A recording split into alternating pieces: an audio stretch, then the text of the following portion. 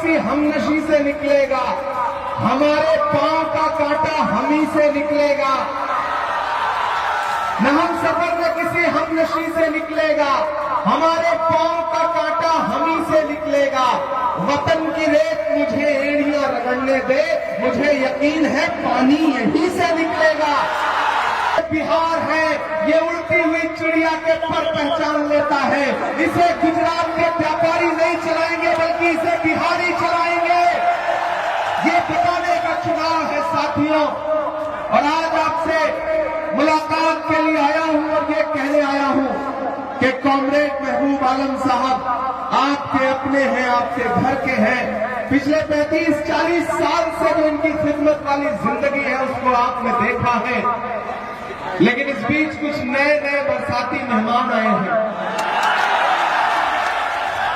एक पूरी वसूली गैंग है और उस गैंग का जो कलेक्शन एजेंट है वो आपके बीच में घूम घूम करके कह रहा है कि नहीं, महबूब साहब से तो सवाल पूछना है, महबूब साहब से तो सवाल पूछना है।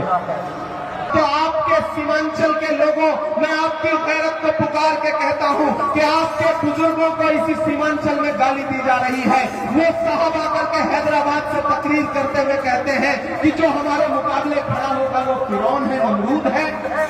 मैं आपकी गैरत को पुकार के पूछता हूं कि अगर आप उनको वोट नहीं देंगे तो आप फिरौन हो गए, नमरूद हो गए। इससे बड़ी भी कोई गाली हो सकती है क्या?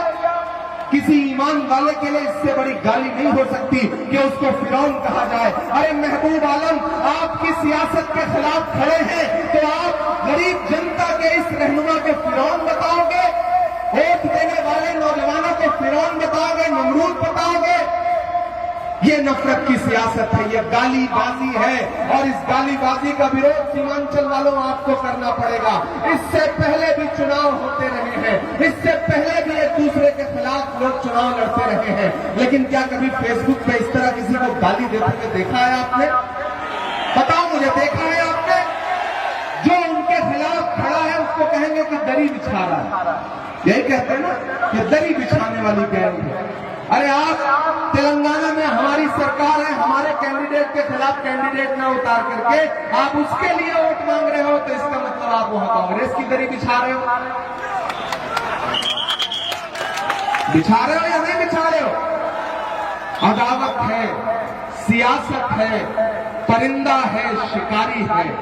अदावत है, सियासत है, परिंदा है, शिकारी है, मगर इन सारी चीजों पर मोहब्बत अब भी भारी है।